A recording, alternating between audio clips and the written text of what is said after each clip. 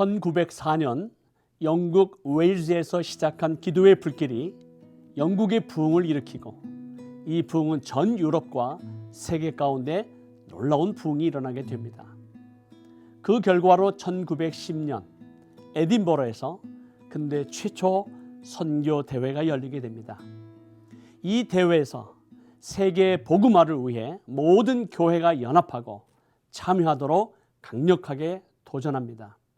주제 강연을 맡은 YMCA 창설자인 존 모트는 여기에 모인 여러분들이 살아있는 동안 전 세계의 복음화는 가능합니다. 함께 일어나십시다. 여러분이 죽기 전에 이 세계의 복음화는 가능합니다. 이제 남은 것은 중국입니다. 중국 대륙의 선교만 끝나면 전 세계는 완전 복음화됩니다. 이 도전을 받은 세계의 교회들과 수많은 젊은이들이 세계 선교에 참여하는 놀라운 역사가 일어납니다. 그리고 1915년 세계 선교협의회라는 단체를 통해 젊은 선교사들을 파송하기로 결정합니다. 그러나 1914년 제1차 세계대전이 일어납니다. 에딘버러에서 소리 높여 외쳤던 우리 세대에 세계를 복음화할 수 있다는 꿈은 불과 4년 만에 산산이 부서지고 맙니다. 더욱 안타까운 사실은 선교에 헌신한 수많은 젊은이들이 유럽의 전쟁터로 나가 영국과 독일, 프랑스와 독일의 젊은이들이 서로에게 총구를 겨누고 죽이면서 선교의 꿈은 전쟁 가운데 묻히게 되고 사라져 버립니다. 1차, 2차 세계대전을 겪으면서 민족과 민족이 나라가 나라를 대적하는 이 땅 가운데 사단과 악한 영들은 수많은 영혼들을 도적질하고 죽이고 멸망시키므로 교회의 선교 사명이 사라지고 마치 마른 뼈가 가득한 죽음의 골짜기 같은 상황이 되었습니다. 과연 하나님의 꿈 사라졌을까요? 오늘 함께 나누고 싶은 본문의 말씀 에스겔 37장 7절에서 8절 말씀. 이에 내가 명을 쫓아 대언하니 대언할 때에 소리가 나고 움직이더니 이 뼈 저 뼈가 들어맞아서 뼈들이 서로 연락하더라. 내가 또 보니 그 뼈에 힘줄이 생기고 살이 오르며 그 위에 가죽이 덮이나 그 속에 생기는 없더라. 죽음의 골짜기에 가득한 마른 뼈들이 어떻게 다시 살아나 하나님의 군대가 될 수 있을까요? 첫째는 연합입니다. 이 뼈 저 뼈가 들어맞아서 뼈들이 서로 연락하더라. 연합의 원리이지요. 오늘날 공동체 가운데 하나님의 능력과 역사가 일어나지 않는 것, 성령의 역사가 나타나지 않는 첫 번째 이유는 연합을 이루지 못하고 하나됨이 무너졌기 때문입니다. 사단은 분열의 역입니다. 우리가 한마음 한뜻이 되지 못하도록 분열과 분리를 조장하는 것입니다. 부부관계, 부모와 자녀 관계, 교회, 나라, 민족 가운데 사단과 악한 영들은 우리의 연합을 무너뜨리고 서로를 갈라놓고 있습니다. 그 어떤 강한 군대라 할지라도 싸워야 할 대상을 찾지 못하고 시기와 질투, 미움과 분노, 판단과 정죄를 가지고 서로를 대적한다면 그 공동체는 무너질 것입니다. 연합의 의미는 자신이 갖고 있는 모든 것을 포기하고 하나로 맞추는 것이 아닙니다. 각자가 가진 은사, 개성이 다르지만 하나로 통일해야 하는 의미도 아닙니다. 우리가 갖고 있는 배경과 생각과 가치가 다르기 때문에 다른 의견 얼마든지 있을 수 있습니다. 하나님이 원하시는 연합은 하나님의 거룩한 부르심에 순종하며 사명을 가지고 하나님의 나라를 위해 그리스도 안에서 하나됨을 인정하고 서로 협력하는 것입니다. 빌립보서 1장 27절에 보면 오직 너희는 그리스도 복음에 합당하게 생활하라. 이는 내가 너희를 가보나 떠나 있으나 너희가 일심으로 서서 한 뜻으로 복음의 신앙을 위하여 협력하라. 협력의 단어는 로마 군인들이 전쟁터에서 함께 정렬을 맞추어 서로의 띠를 엮어 굳건하게 단합하는 모습을 말합니다.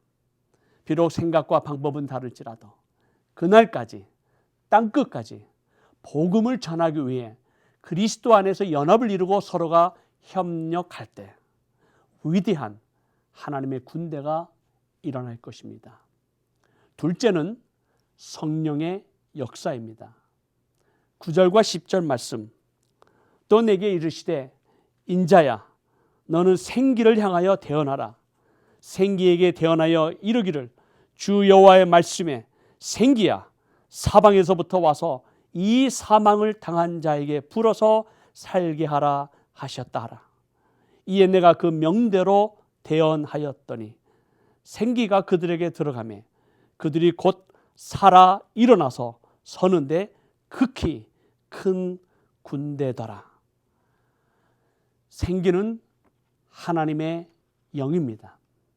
성령입니다. 하나님의 군대가 일어나기 위해 연합과 협력을 이루게 되면 반드시 성령의 역사가 일어나야 합니다. 성령의 임재가 없이는, 성령의 역사가 없이는 하나님의 군대가 일어날 수 없습니다. 성령의 역사는 오직 기도를 통하여 일어납니다. 선교는 영적 전쟁입니다. 영적 전쟁에서 중보기도는 가장 최선의 공격이며 방어입니다. 이 땅에 속한 잃어버린 영혼들을 위한 기도 사역은 우리 성도들의 또 교회의 중요한 사역입니다.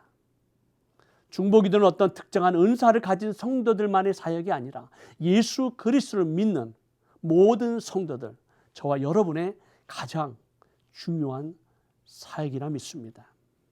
1974년 스위스 로단에서 64년 만에 세계의 교회들이 다시 모였습니다.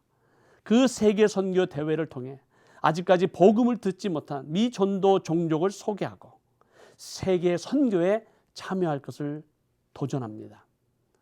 그 당시 한국 교회 상황이 어떠했습니까?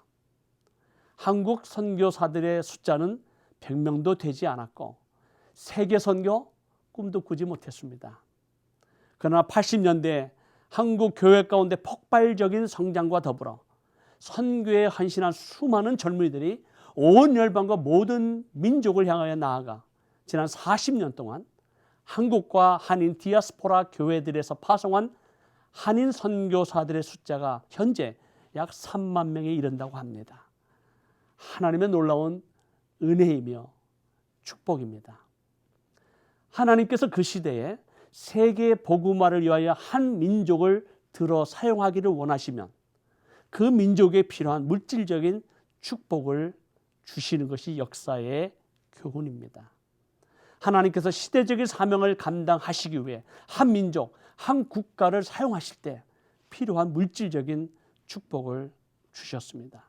영국이 그러하고요.